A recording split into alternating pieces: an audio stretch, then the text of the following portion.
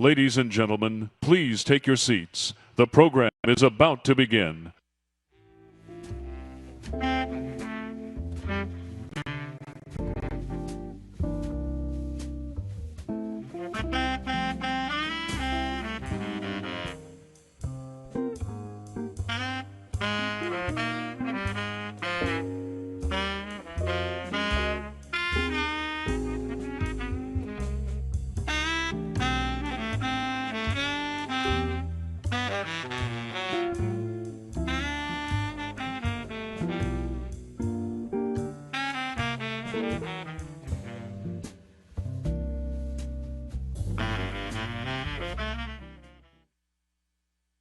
Ladies and gentlemen, please take your seats. The program is about to begin.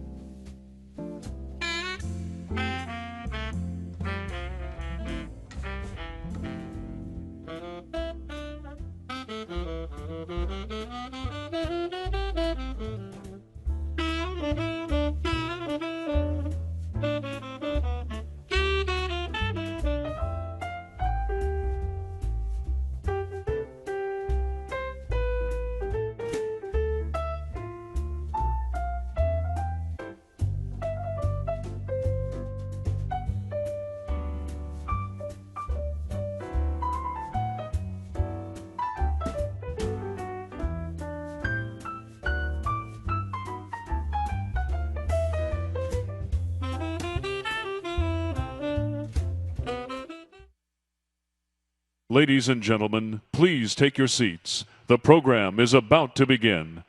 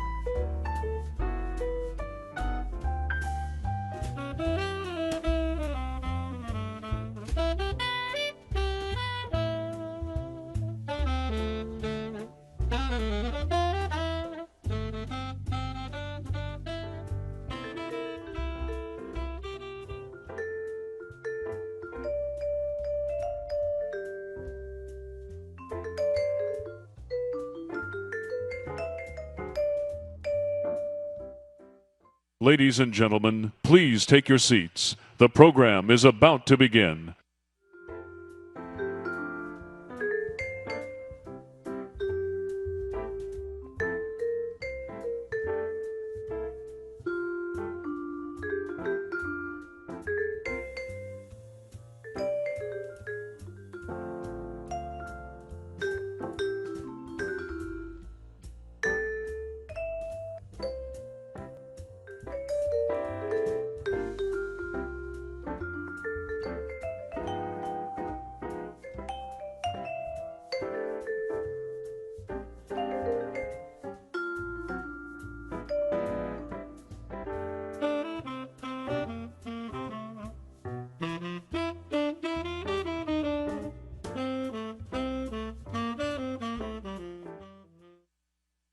Ladies and gentlemen, please take your seats. The program is about to begin.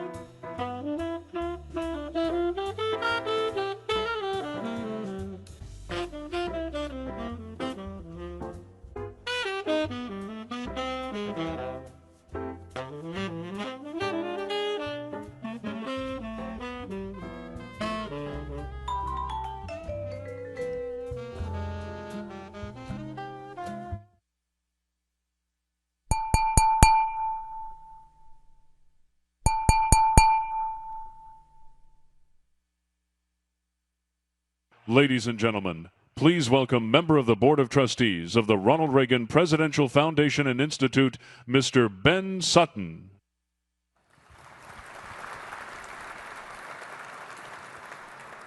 Good afternoon. Would you please rise for the performance of our national anthem by the Santa Susana High School Abbey Road a cappella group. The USS Ronald Reagan Color Guard will now present the colors.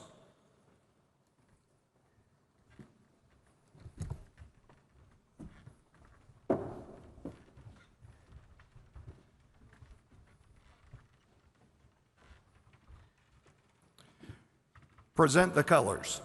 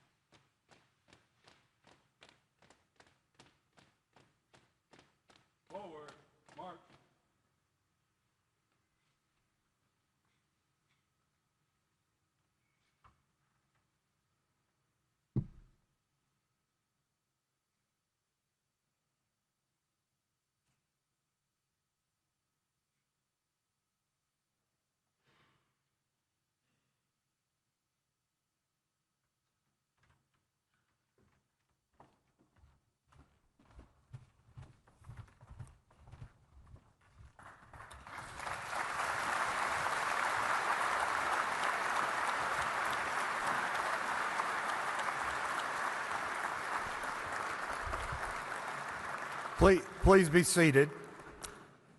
When many people in America and around the world hear peace through strength, they immediately think of Ronald Reagan. And that's fair because it was one of his guiding principles, but it was not his original idea.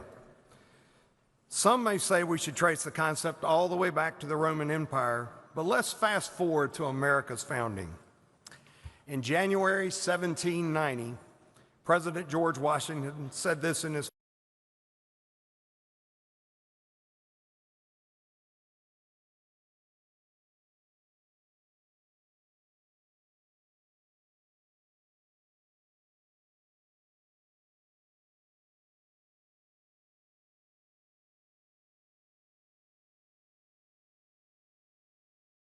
has become a bipartisan tradition, an American tradition. It's one of the reasons why that at 10 of the 11 annual Reagan National Defense Forums, widely regarded as the preeminent international defense gathering in the world, we have welcomed the sitting Secretary of Defense. And this year, we're honored to welcome Secretary of War Pete Hegseth. It is clear that peace through strength has been a guiding principle for Secretary Hegseth, the department he leads, and the Trump administration as a whole. Now, this is the first time that the Secretary has been here as the leader of the Pentagon, but it is not his first time at the Defense Forum. And in fact, as I thought about his keynote address this year, I remembered something he said back in 2018. Quote, "We cannot forget that our military is ultimately what undergirds our strength and our ability to project it." That sounds to me like restoring deterrence with peace through strength. So, Mr. Secretary, thank you for your leadership. Thank you for joining us today and for joining your predecessors in the finest tradition of the Defense Forum. Ladies and gentlemen, to deliver the 2025 Reagan National Defense Forum keynote address, followed by a conversation with Lucas Tomlinson of Fox News, please welcome the United States Secretary of War, Pete Hegseth.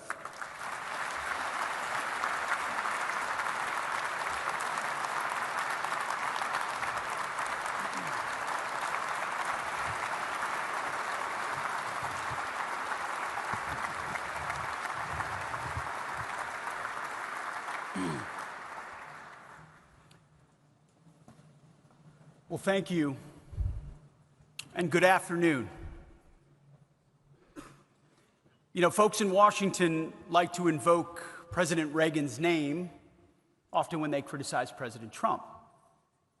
They say, or at least insinuate, that Donald Trump is nothing like Ronald Reagan. They say the current president's approach is nothing like the vision championed by Ronald Reagan at the height of the Cold War, as we grappled with the Soviets and ultimately prevailed. But those folks are wrong. They're dead wrong. Most who invoke Ronald Reagan's name today, especially self-styled Republican hawks, are not much like Ronald Reagan. The policies they've championed are nothing like his. In fact, for the better part of 30 years, they've been quite the opposite.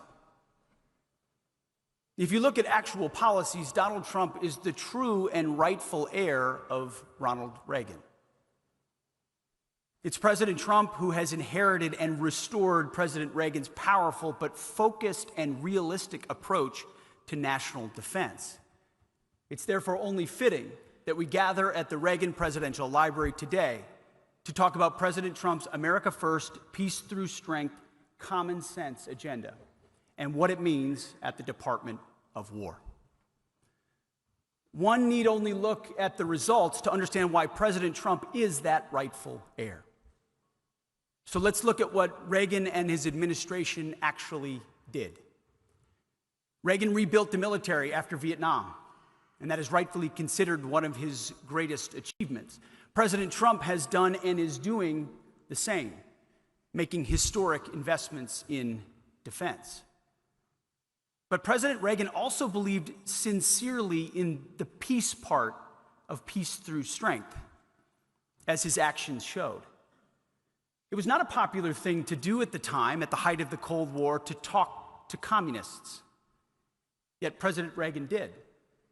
During his high-profile meetings with Mikhail Gorbachev and others, Ronald Reagan saw the prudence and potential in engaging with our nation's adversaries from a position of strength, so he did, even in the face of fierce criticism at home, including from his own party.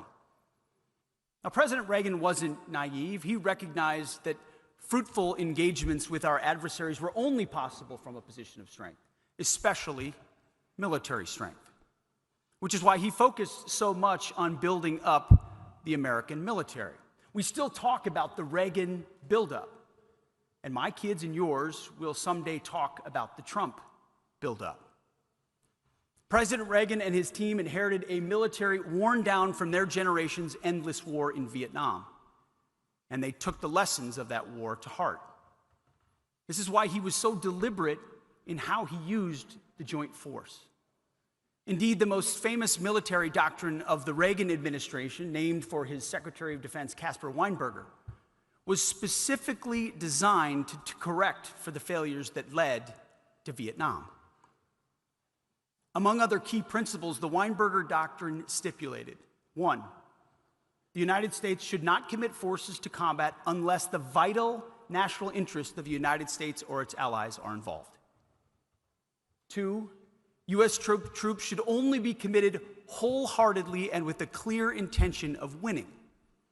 Otherwise, troops should not be committed. 3rd, U.S. combat troops should be committed only with clearly defined political and military objectives and with the capacity to accomplish those objectives. And 4th, the commitment of U.S. troops should be considered only as a last resort. This is sound stuff. And it was reflected in how President Reagan actually used the American military, namely in a focused, decisive manner, and only when he determined that it was in our nation's vital interest to do so. In fact, throughout his time in office, President Reagan only committed U.S. ground forces twice, in Grenada and in Lebanon. Otherwise, he focused the joint force on the Cold War-era threat and priority theater, Soviets in Europe. That's how President Reagan achieved peace through strength, always with a clear eye toward lasting peace. Suffice it to say, Ronald Reagan's disciplined, focused, and realistic approach was a far cry from the grandiose, nation-building, moralistic, and rudderless wars that many of his self-described acolytes led us into in the decades after Reagan left office. Wars my generation fought in. Indeed, it's only under President Trump's leadership during his first term and now that we've been able to restore America's greatness after years of suffering under the so-called bipartisan consensus, which is really just a euphemism for disastrous foreign policy. Out with utopian idealism, in with hard-nosed realism. To be specific, Ronald Reagan taught us the value of focused, powerful leadership, but his so-called disciples didn't heed that lesson. Since the end of the Cold War, a generation of self-proclaimed neo-Reaganites have touted Reagan's name, but didn't govern like him. All the bluster, none of the clarity. That's especially true in the military realm. This generation of self-proclaimed neo-Reaganites abandoned Reagan's actual wise policies in favor of unchecked neoconservatism and economic globalism. In economics, they dismantled our industrial base, shipping it overseas. At the same time, in diplomacy and defense, they swore off the clear-eyed, flexible realism of Reagan, Nixon, and Eisenhower. Instead, they set about trying to make America the policeman, the protector, the arbiter of the whole world. Democracy for all, they say, even in the Pesh River Valley.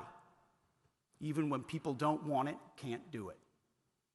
They turned American allies into dependents, all but encouraging these nations across Europe and around the world to free ride while we subsidize their defense with U.S. taxpayer dollars. These self-described neo-Reaganites sought global military hegemony under the auspices of peace through strength. Instead, we got rudderless wars in the Middle East, land war in Europe, and the economic rise of China. After presiding over such a poor performance, it's remarkable that these people still think they're qualified to speak in public, let alone moralize to the rest of us. Some of them have even been awarded for it on this very stage. But President Trump knows better. He knows what it means to restore peace through strength on an enduring basis, to put our nation's interests first and the American people first in a way that is practical, applicable, and common sense, that leaves, importantly, America better, but also leaves our allies better off. It's the vision that he ran on and led on in his first term, and he's building on it now in his second. It's a vision, not the quasi-imperialist delusions that led us to so many disasters in the recent decades, that will actually bring us back to the true legacy of Ronald Reagan. Out with utopian idealism, in with hard-nosed realism. Just look at the facts. Like President Reagan, President Trump is dedicated to both sides of the peace through strength coin, not just using that phrase as a thin veil for warmongering. In less than a year, President Trump has secured 8 major peace deals, including a historic end to the war in Gaza. And he's not finished yet. Even as we speak, under the president's leadership, we are working tirelessly to end the tragic war in Ukraine, a war that never would have started in the first place if he had been president. The world sees an entirely different America today. These historic opportunities for peace are not happening by chance. It's President Trump's vision and determination. Like President Reagan, President Trump is willing to talk to rivals, from Mikhail Gorbachev to Deng Xiaoping in the 1980s to Vladimir Putin and Xi Jinping today. This is born of strength, not weakness. It is born of clarity of purpose. Folks in Washington like to criticize President Trump for doing so, but those critics forget that this is exactly what Ronald Reagan did, and America was better off for it. Like President Reagan, President Trump also knows how important it is to negotiate from a position of strength, especially military strength. And at the newly renamed Department of War, thanks to President Trump's leadership and to Congress, We received a historic boost in funding last year and believe that is only just the beginning. Make no mistake about it, President Trump is hell-bent on maintaining and accelerating the most powerful military the world has ever seen. The most powerful, the most lethal, and American-made. The arsenal of freedom. We're also restoring the warrior ethos back to basics: readiness, accountability, standards, discipline, lethality. I'm not sure if you saw, but I recently gave a speech on that topic to a few generals in Quantico.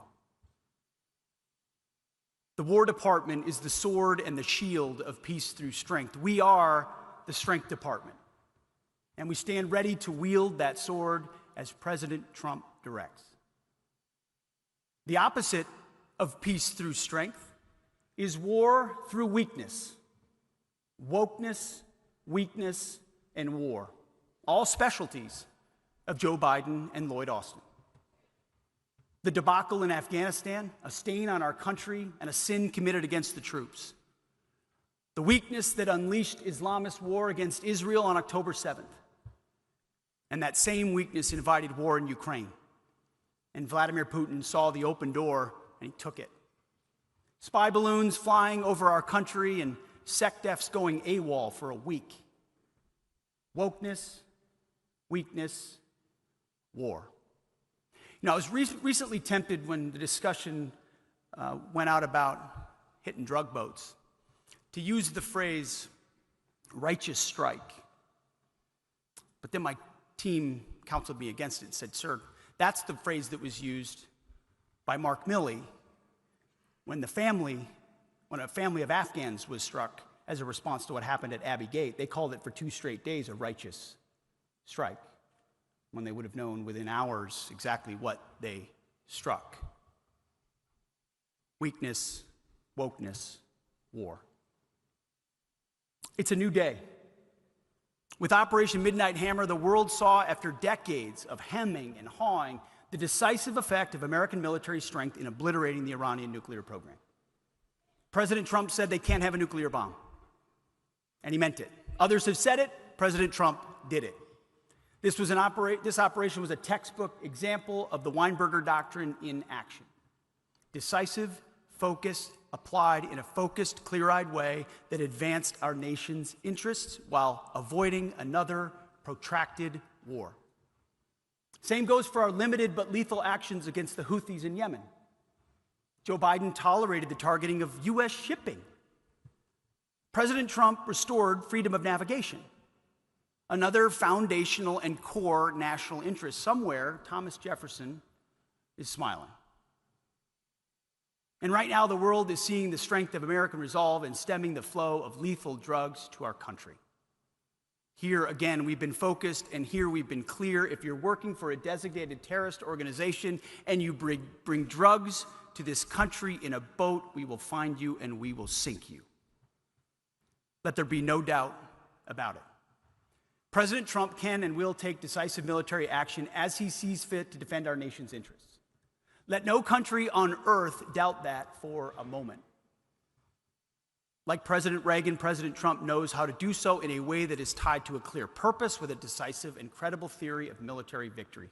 Just as the lessons of Vietnam informed Ronald Reagan and his Weinberger Doctrine, so too the lessons of Iraq and Afghanistan guide President Trump and his secretary today. For years, a bipartisan consensus of neoconservatives and liberal internationalists led us from one disaster to another. They sent our nation's sons and daughters to war after rudderless war, even as they allowed our allies to grow weaker and our potential rivals stronger. From the very beginning, nearly a decade ago, President Trump called this out for what it is: stupid. An America last foreign policy. And they fought him for it. They tried to jail him for it, and they failed.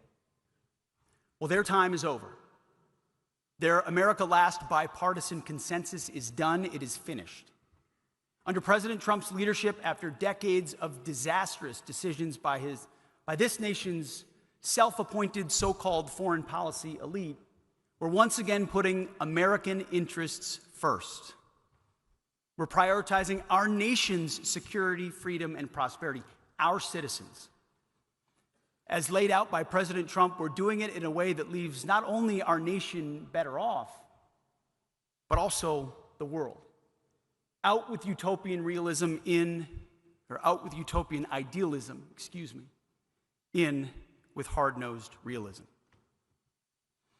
The president's approach is one of that flexible but practical realism, common sense, if you will, that looks at the world with a clear-eyed perspective, essential for serving America's real interests. The approach is informed by strategic rationality and cost-benefit assessments. We will define our vital interests in ways that are reasonable and that make sense to ordinary Americans. This is the approach and mindset that shapes the department's focus. As a result, the War Department will not be distracted by democracy-building, interventionism, undefined wars, regime change, climate change, woke moralizing, and feckless nation-building. We will instead put our nation's practical, concrete interests first. We will deter war. We will advance our interests. We will defend our people. Peace is our goal. And in service of that objective, we will always be ready to fight and win decisively if called upon. As part of this mission, we are asking American taxpayers to fund the world's greatest military. We're asking mothers and fathers across America to trust us with their most precious resource, their sons and daughters. And we will honor their trust and their sacrifice. The historic recruiting and retention numbers of President Trump's first year show who the American people trust. This means we will not send America's best to advance foolhardy or reckless adventures halfway around the world. It also means not asking them to pick up the tab for allies who should fund their own defense. Instead, and above all, it means that we only ask our warriors to fight for things that make America and Americans safe, free, and prosperous. Life, liberty, and the pursuit of happiness. Nothing more and nothing less. Again, this is common sense, and that's what President Trump's War Department is all about.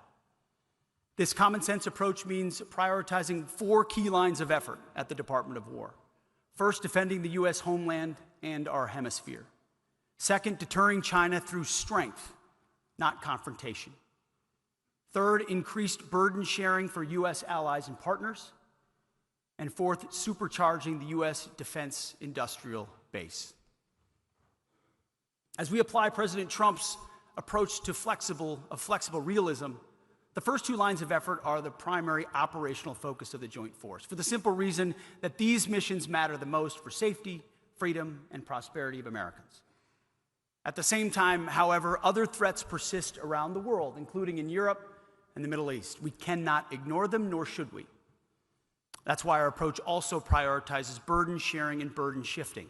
Indeed, for the first time since Reagan's era, allied and partner burden sharing is no longer an afterthought or a nice to have. Today is a core element of our national defense. And finally, the 4th line of effort, maybe the most important, supercharging America's defense industrial base, underwrites everything else. Last month, I gave another speech in Washington, this time to defense industry leaders, to announce a department-wide, not reform, a transformation of requirements, acquisitions, and foreign military sales. Our objective is simple, if monumental. Transform the entire acquisition system to rapidly accelerate the fielding of capabilities and focus on results.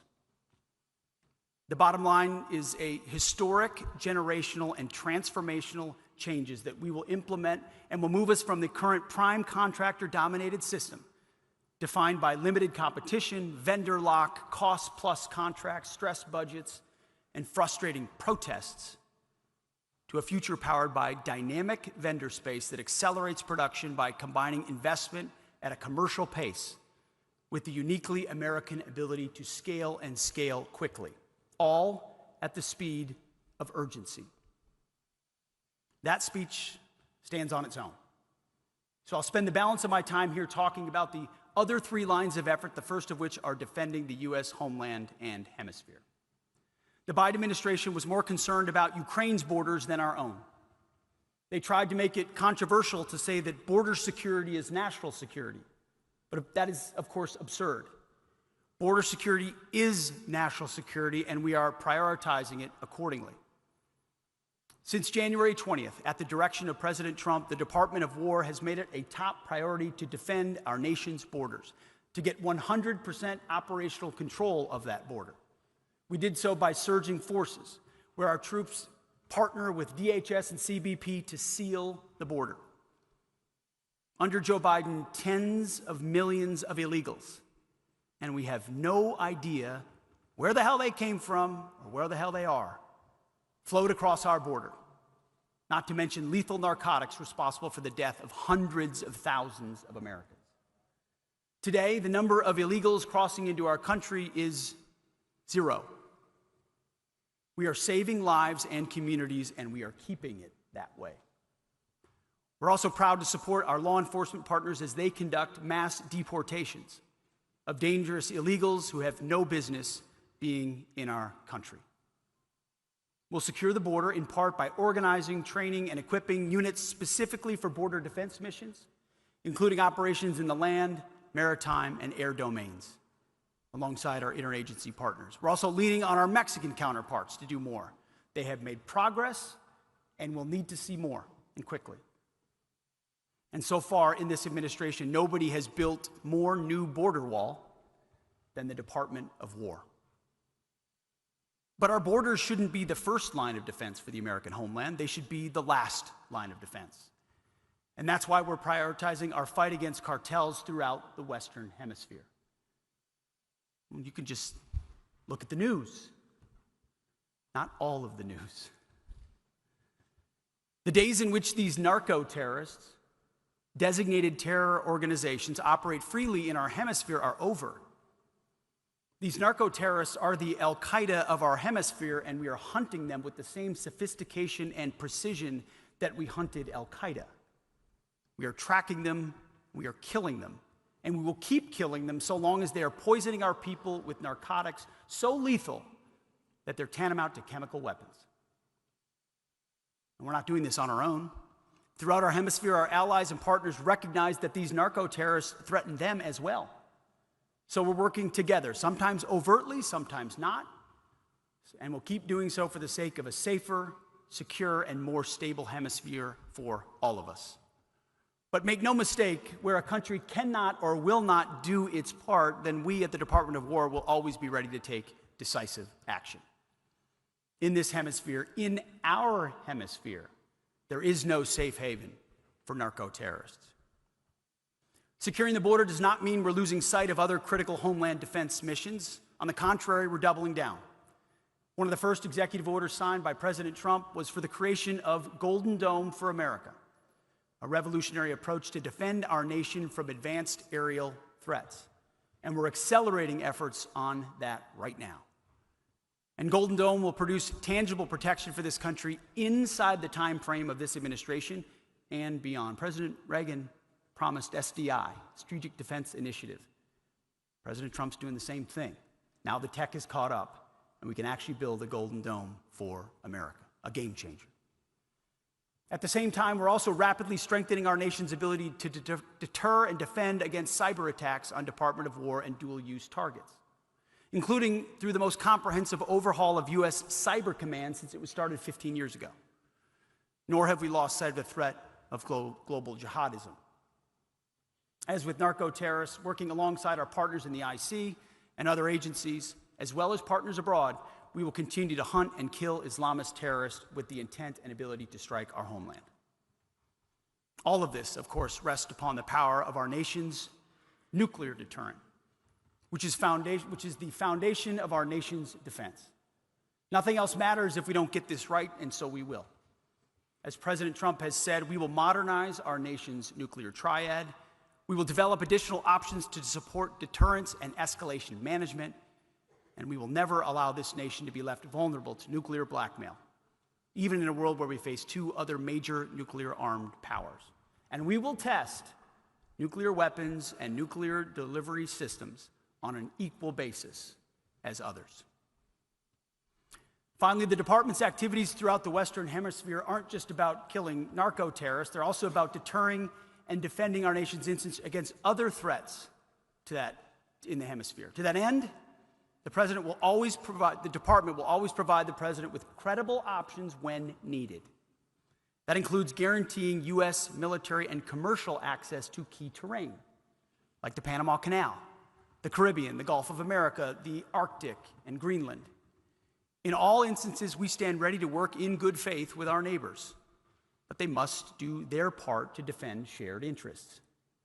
Where they do not, the War Department stands ready to take focused and decisive action that advances U.S. interests.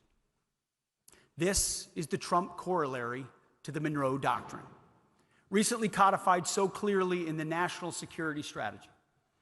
After years of neglect, the United States will restore U.S. military dominance in the Western Hemisphere. We will use it to protect our homeland and access to key terrain throughout the region. We will also deny adversaries' ability to position forces or other threatening capabilities in our hemisphere. Past administrations perpetuated the belief that the Monroe Doctrine had expired. They were wrong. The Monroe Doctrine is in effect, and it is stronger than ever under the Trump corollary, a common-sense restoration of our power and prerogatives in this hemisphere, consistent with U.S. interests. The second line of effort for the War Department is deterrence against China, through strength, not through confrontation. Under President Trump's leadership, relations between the United States and China are better and stronger than they've been in many years. President Trump and this administration seek a stable peace, fair trade, and respectful relations with China. In November, President Trump and President Xi reached a major breakthrough in trade, putting both nations on a strong economic pathway. Reciprocal state visits in 2026 provide the opportunity for even more progress. The War Department is committed to the same approach, opening a wider range of military-to-military communications with the People's Liberation Army, aimed at deconfliction and de-escalation. We laid the groundwork for this with our counterparts months ago at ASEAN in Malaysia, and will continue that work. This line of effort is based on flexible realism, not naivete, an approach aimed not at domination, but rather at a balance of power. A balance of power that will enable all of us, all countries, to enjoy a decent peace in an Indo-Pacific where trade flows openly and fairly, where we can all prosper and all interests are respected. That's the world that we seek in the Indo-Pacific, and that is what our approach is designed to produce. We will be strong, but not unnecessarily confrontational. To quote another great Republican president, we will speak softly and carry a big stick. As I said at Shangri-La earlier this year, we're not trying to strangle China's growth. We're not trying to dominate or humiliate them, nor are we trying to change the status quo over Taiwan. Our interests in the Indo-Pacific are significant, but also scoped and reasonable. This includes the ability for us, along with allies, to be postured strongly enough in the Indo-Pacific to balance China's growing power. This means ensuring none of our allies are vulnerable to sustained, successful military aggression. This is what we mean by deterrence in the Indo-Pacific. Not dominating China, but rather ensuring they do not have the ability to dominate us or our allies. It's common sense. In this vein, our role at the Department of War is essential. It's our job to make sure Beijing sees unquestionable U.S. military strength that, if necessary, can back up our national interests. Even as we make clear our peaceful intentions, we insist that, as a Pacific nation ourselves, China respect our long-standing interests in the Indo-Pacific. And not just insist, but maintain the manifest strength to underwrite it. This involves respecting the historic military buildup they are undertaking. Our department maintains a clear-eyed appreciation of how rapid, formidable, and holistic the military buildup has been. We take these capabilities seriously. It would be silly and frankly disrespectful not to. This approach requires focus, prioritization, and clarity of purpose.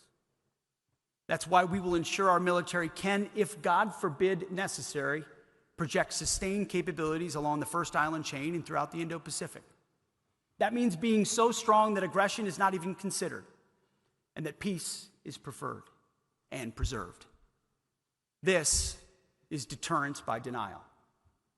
It is our job to ensure that President Trump is always able to negotiate from a position of strength in order to sustain peace in the Indo-Pacific. This is not a pivot for tomorrow.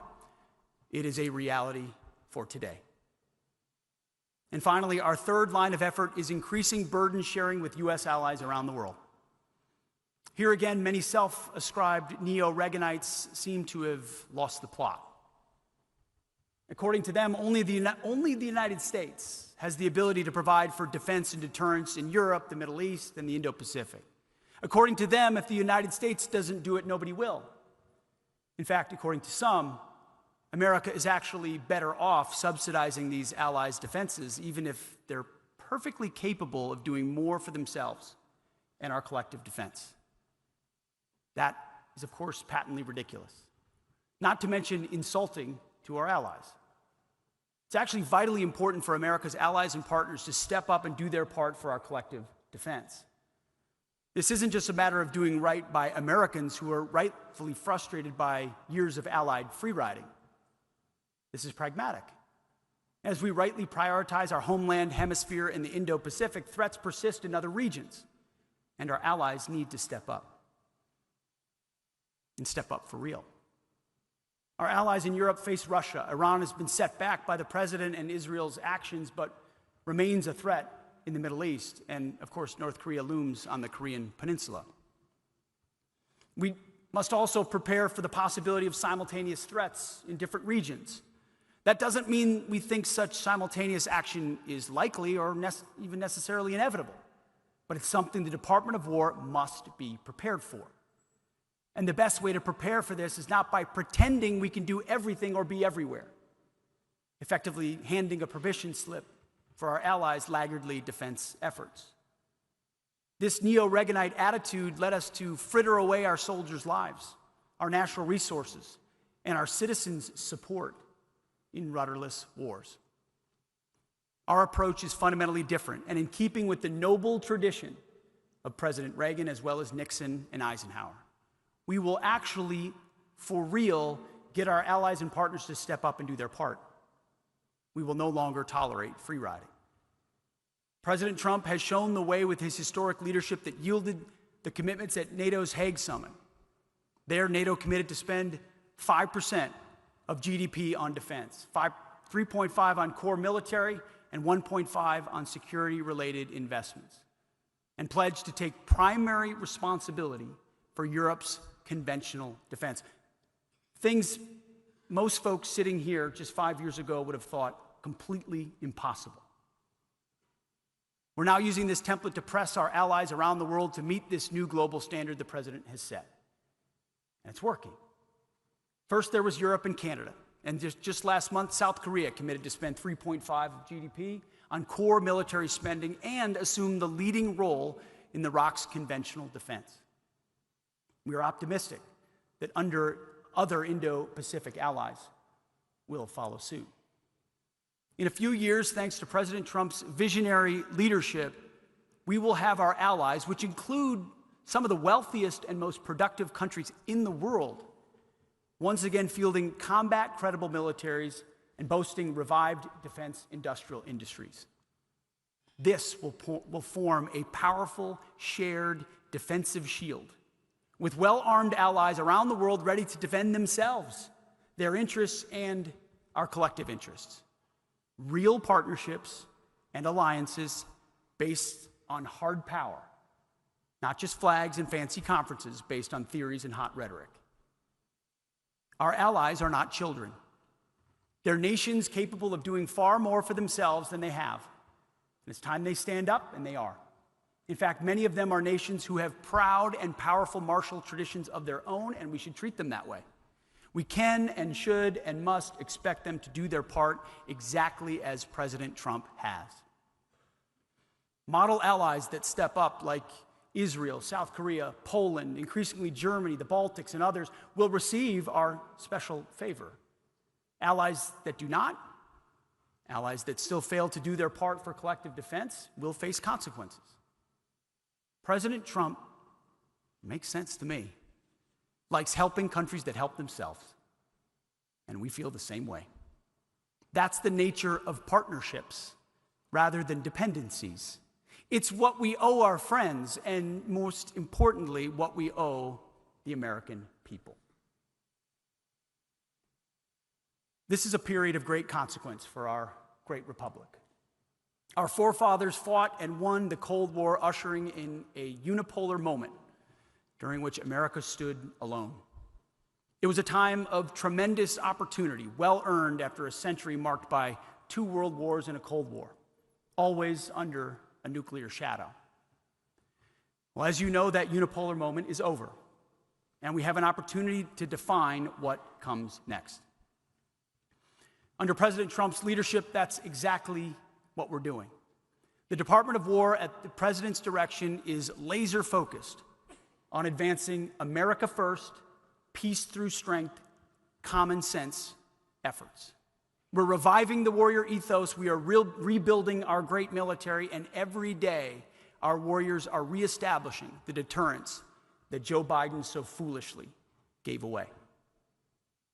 We owe safety, freedom, and prosperity to the American people, and we will deliver. We will achieve peace through strength, which is what the American people voted for and what President Trump demands. And in doing this, we appeal to Almighty God, just as our forefathers did. George Washington, the founder of the War Department, appealed to God's providence during every step of our improbable revolution. On prayer, on bended knee, on the battlefield. Ronald Reagan did the same, appealing to heaven as the world hung in the balance. We do the same today, with Jesus Christ as our guide. May he grant us the wisdom to see what is right and the courage to do it. May God bless our warriors, and may God bless our great republic. Thank you.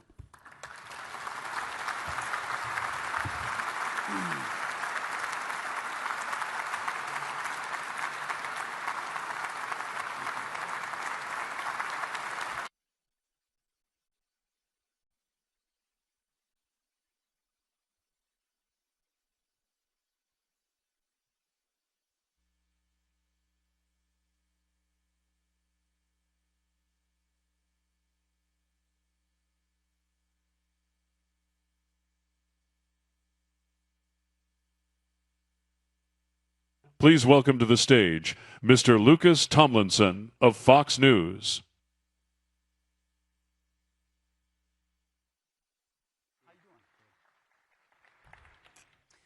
Well, thank you for your remarks, Mr. Secretary, and for joining us here at the Reagan National Defense Forum. We are reminded, not only in your remarks, but all morning, about the Reagan Doctrine, and that's peace through strength. Let's remind everybody here what fueled that strength, and that was defense spending that was roughly two times more than what the U.S. is spending today. My question to you, Mr. Secretary, should the U.S. be spending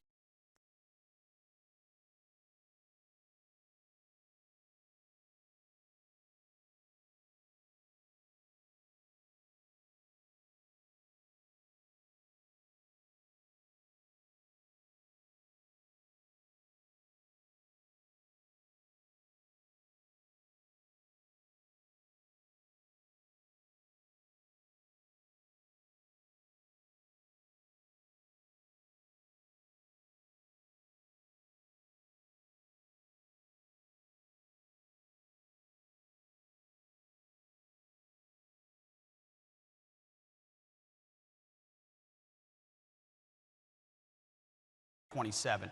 And all I can say today is the President is committed to ensuring that our services, our great companies, our industries have what is needed to what we say and we call rebuilding the arsenal of freedom.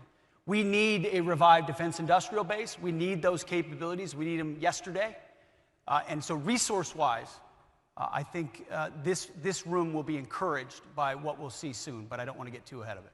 Because at the high mark of President Reagan, we were spending 6% of our GDP on defense. At the low mark of Jimmy Carter's presidency, we were spending 4.5% of GDP, and today it's about 3%. Do you think that number will go up? I think that number is going up. I don't want to get in front of the president and his desire to properly shape what the budget should look like. But just reading the tea leaves, just watching it, he understands the threat better than anybody I've ever seen articulate and understand the threat, and that includes investment. He just needs to make sure, by the way, if you haven't met our Deputy Secretary, Steve Feinberg, he's the absolute best in the business. He understands how to drive budgets, how to drive change, and he and I, along with the chairman, Dan Kane in the front here, are absolutely shoulder to shoulder in the belief of representing the president exactly what we need to make sure we're at the proper level, and I believe it'll be going up. Can you take us back to the September 2nd strike off the coast of Venezuela, the very first one when combat operations began in the Caribbean, and walk us through the timeline and your role in it, from mission planning, the operation, and the follow-on strikes? Absolutely. So it took us a couple of weeks, almost a month, to develop, and I can't get into sources and methods and all of those things for obvious reasons, but you have to develop the intel picture and get an understanding of what you're looking at. And a lot of our assets, as I talked about in the speech, have been pointing 10,000 miles around on the other side of the world for a very long time. So once we got to the point where a strike was imminent, I had taken the decision responsibility up to my level. Not many military decisions should be made by the Secretary of War. I believe in deferring those decisions to local commanders as much as possible, but because of the strategic implications of the first few strikes, I wanted to hold that decision at my level. And the briefing that I received before that strike was extensive, exhaustive, I would say, as each one is since. On the military side, on the civilian side, lawyers, intel analysts, red teaming, every aspect. What do we know? What do we know about their affiliation? A lot of things I can't share in this room to give us the kind of confidence that we know where this is coming from, who's driving it, who's on it, what their intentions are, where it's all the details you need to strike a designated terrorist organization, which is an important thing to remember at the top of all this. The president has designated these as terror organizations, poisoning and threatening the American people, making them a target just like Al-Qaeda. So in that room, in that moment, it was, I can't remember exactly how long it would have been, 20, 30 minutes of a preview of exactly what's going on.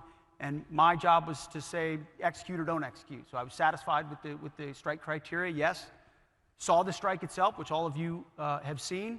There was probably 30 or 40 minutes, is what I've been told, of dust, and it was on fire for a long time after that. I stayed for probably five minutes or so after. But ultimately, at that point, it was a tactical operation, and so I moved on to other things. I shouldn't be fighting tactics as the Secretary of War, so I moved on to other things. Later on, a couple hours later, I was told, hey, there had to be a reattack because there were a couple folks that could still be in the fight, access to radios, there was a link-up point of another potential boat, drugs were still there, they were actively interacting with them, had to take that reattack. I said, Roger, sounds good. From what I understood then and what I understand now, I fully support that strike. I would have made the same call myself. Those who were involved in 20 years of conflict in Iraq and Afghanistan or elsewhere know that reattacks and restrikes of combatants on the battlefield happen often. In this particular case, it was well within the authorities of Admiral Bradley, who's an incredible American, an American hero. And the 22 or 23 strikes since have followed the similar protocol of ensuring we meet the criteria. The decision's not at my level anymore. And then we take the strike. Now, after Admiral Bradley's meetings on Capitol Hill with the chairman of the Joint Chiefs, President Trump said he would have no problem if the full video of the strike is released. When can we see that video? When will you release it? We're reviewing it right now to make sure sources, methods, I mean, it's an ongoing operation, TTPs. We've got operators out there doing this right now, so whatever we were to decide to release, we'd have to be very responsible about. So we're reviewing that right now. Did you at any time say that everybody on board should be killed? Is anybody here from the Washington Post? I don't know where you get your sources, but they suck. Of course not. Anybody that's been in the Situation Room or they've been in the war room there, the Secretary's office, know you don't walk in and say, kill them. It's just patently ridiculous. It's meant to create a cartoon of me and the decisions that we make and how we make them. It's ridiculous. The chairman and Admiral Bradley and everybody shot it down immediately because anybody that knows that's not how things go. There's a very defined process, specific criteria, go, no go, yes, no, lawyers, intel analysts, everything. And then after that, you simply say, cleared hot or not. And so, did you have a plan to deal with survivors? There was protocol for dealing with survivors, but in that, and frankly, there was 10 strikes later, there was a semi-submersible that I think folks here, meaning a submarine. You don't go fishing on a submarine full of drugs. And in that particular case, the first strike didn't take it out. And a couple guys jumped off and swam, from what I understand, a ways away. When we struck the submarine a second time, it sunk. And then you had 2 people that you had to go get. And we had the ability to go get them. We gave them back to their host countries. That's a story that's already been out in the public. So we didn't change our protocol. It was just a different circumstance. So what people think is cavalier or cowboy about it is the exact opposite. These are the most professional Americans going through specific processes about what they can and cannot do, understanding all the authorities, all the laws of war, all the capabilities, and applying it to deter our adversaries. And by the way, there aren't many people getting in boats right now running drugs, which is the whole point. We want to stop the poisoning of the American people. The catch and release program of the pat them on the head and release them so they can go back to the fight didn't work in Iraq and Afghanistan, and it's not going to work in the Caribbean. So we're putting them at the bottom of the Caribbean, which forces them to change the way they operate and hopefully makes the American people safer in the process. Not hopefully, it will make the American people safer in the process. So, Mr. Secretary, you will be releasing that full video. We are reviewing it right now. Is that a yes or no? That is, the most important thing to me are the ongoing operations in the Caribbean with our folks that use bespoke capabilities, techniques, procedures in the process. I'm way more interested in protecting that than anything else. So we're reviewing the process and we'll see.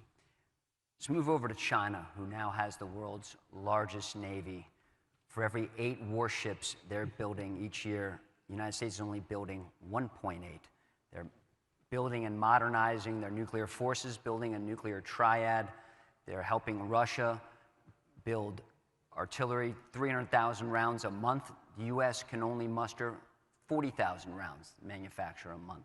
How concerned are you about these numbers? Chinese shipbuilding is 230% greater than the United States' capability.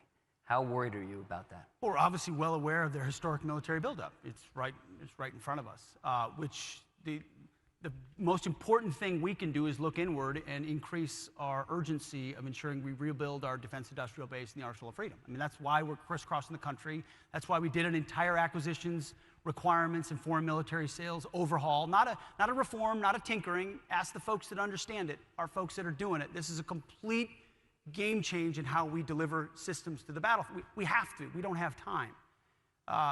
Ultimately, we need to be able to field the best as quickly as possible. So we see it, we're aware, but we're also prudent in how we approach it, which is the way the president has approached it, and we'll do the same. Speaking of time, we're running short, but I know the IG report cleared you with signal. If you had to do it again, would you have used it before combat operations? I don't live with any regrets. It's not a healthy way to live. And I know exactly where my compass is on these troops, which is why you've seen, and same with the president, the revival of the spirit inside our military. If you spend, I would encourage some reporters here to spend some time with actual formations of units, Marines, soldiers out there, combat arms folks. The revival of the spirit, the desire to join and to re-enlist is at historic levels because they believe in the core of what the president's trying to do. They know he has their back. They know I have their back. Silly news stories peddled for months and months and months and months and months because you got to fill. I know something about filling cable news segments. You got to do it. Is not something I worry about or they worry about. But when you were a young platoon leader in Iraq, would you have wanted any of your soldiers communicating your mission before leaving the wire? I mean, Lucas, I had to use an AT&T payphone to call home for $1.99 a minute, and some contractor was ripping us off. So I would have liked anyway to actually communicate back home. AI, a quick question on AI. Would you rather to see your soldiers, Marines on the front lines armed with more AI capability, or have them replaced with autonomous systems?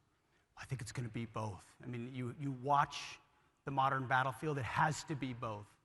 The couple companies we visited yesterday and others I've seen, I mean, what AI is doing to 10, 100, 1,000x the speed of sensing, and everything we do on the modern battlefield is critical. But autonomy is, we see it in Ukraine, we see it elsewhere, we're learning from that, the Army's learning from that, is a huge part of the way of the future. So it's definitely going to be both. Well, this number is flashing 0. One last question, a small one. Who's going to win next week? Knows how to get another one in. Army or Navy? Who are you going to be rooting for? You know, there we go. Heard that. He's a Naval Academy grad. I know that. I'm not supposed to answer that question. If I was a good politician, I wouldn't answer that question. But I will say that the Marine Corps, of all the services, is the service that never wavered. When there was a lot of political prerogatives, a lot of nonsense in the space, the Marine Corps stood strong. So for this one, maybe not next one, for this one, I'm with Navy. How about that? That's great. Thanks a lot. Appreciate it. Thank you. Thank you. That's good. Oh, I got to go that way. Okay. Appreciate you, brother. See you later. Good luck. Thank you. You good?